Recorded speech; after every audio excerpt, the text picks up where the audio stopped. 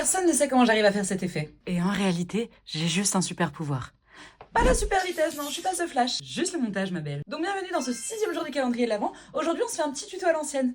C'est parti. Ce que je commence par faire, c'est un plan sans moi, vide. Je laisse quelques secondes pour avoir la marge. Et maintenant, je vais pouvoir filmer mon entrée. Ce que j'essaie de faire, c'est que souvent, j'essaie de faire un petit rebond pour donner vraiment cet effet de « je viens d'arriver ». Et après, je commence ma phrase.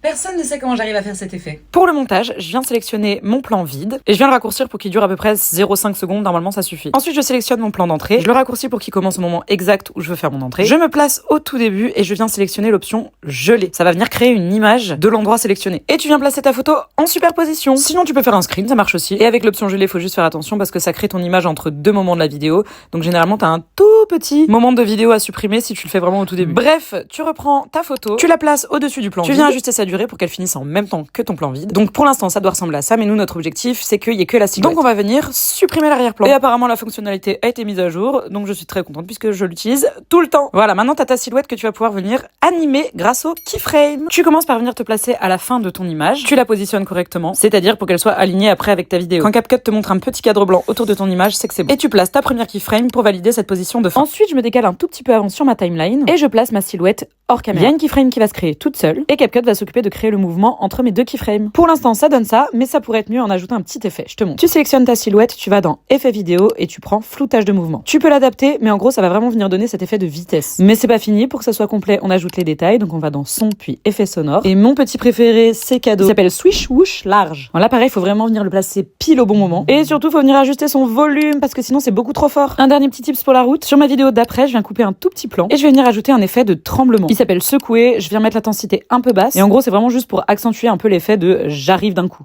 Et sache que c'est aussi comme ça que j'arrive à faire apparaître des objets, par exemple. Comme ce bonnet. Merci Lola. Si tu veux d'autres effets, dis-les-moi en commentaire.